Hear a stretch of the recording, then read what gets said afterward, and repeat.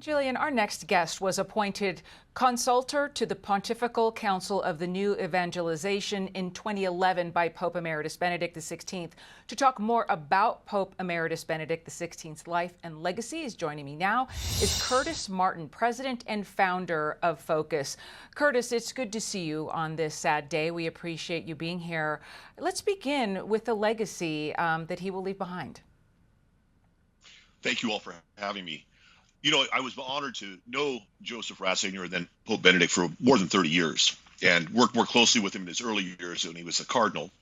But he was a very kind and gentle man who was, as I was stated earlier, didn't really want to be Pope, but was asked to be so.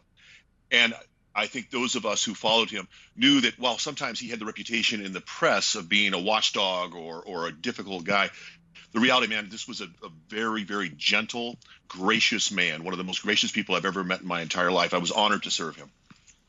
And right now we can take a live picture. We do have a live feed coming out of St. Peter's Basilica at the Vatican right now. Pope Francis is the exteriors leading the Vesper service there. And as we do look at that, let's talk a little bit more about how you said he didn't really seek this position because he was more of an academic, really a professor, someone truly dedicated to Catholic teachings. But it has also been said that those who do not seek leadership are the best ones for it. Your thoughts on that? Well, I think it's a great point. Actually, he tried to resign multiple times in his previous job, but Pope John Paul wouldn't let him. And then all of a sudden, Pope John Paul passes away, and now all of a sudden, the papacy is handed to Benedict.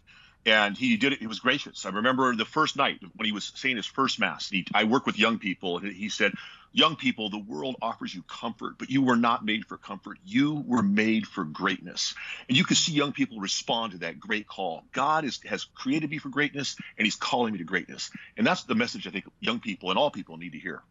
He also represented a more conservative side of the Catholic Church. And I'm wondering how you feel that position that he held played a role after his resignation in the dual existence of Pope Emeritus Benedict and the sitting Pope. Yeah, I think there's always a challenge within Catholicism because we're a faith that stretches back 2,000 years to Jesus Christ. So there's a real commitment to what was taught thousands of years ago, and at the same time trying to live in the present moment. And I think that Pope Benedict did a fantastic job of trying to meld that during a very crazy time. I mean, we're talking the last half of the 1900s was a pretty contentious time.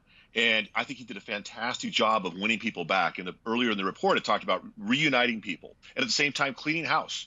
There were people that needed to be removed from the church. There have always been sinners within the church. That's not news. There's sinners in the world.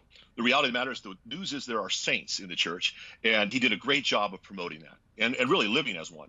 Well, and you know, given enough time, any leader will preside over a time of scandal, as did this Pope. How do you feel he handled it over the course of his service? I think he did an amazing job. That being said, it was an enormous task, much worse than anybody thought, and nobody was prepared for this. And so I think you have to grade him on a curve in the sense of this was a difficult job, but he, without any compromise, worked to protect those who had been injured, to remove those who had done the harm, and to purify the church, which is a big, big task. You're talking more than 1 billion people. And one thing I just think is so interesting is that he really felt differently about the spotlight than his predecessor and Pope Francis. Isn't that true? He was a very shy man. It was amazing. Before he was Pope, he used to walk to work. I met him multiple times. He would walk across St. Peter's Square. He was always open to conversation. And he would offer Mass every Thursday in the English language for anybody who wanted to come. But once he became Pope, the crowds, I think, just overwhelmed him. I remember meeting with him while he was Pope. And you just had a sense that the burden was something he didn't want. It was something that he was trying to do the best he could. And I think he was very gracious about it. He was a great man, and we miss him very much. We're praying for him. But more than anything, my heart is filled with gratitude for a man who served with valiancy for really decades. Well, Curtis, our condolences to you as well as the rest of the folks out there. We appreciate your time, your memories, and the sharing that you have given us today. Great to be with you. I'm Steve Ducey. I'm Brian Kilmeade. And I'm Ainsley Earhart. And click here to subscribe to the Fox News YouTube page to catch our hottest interviews and most compelling analysis.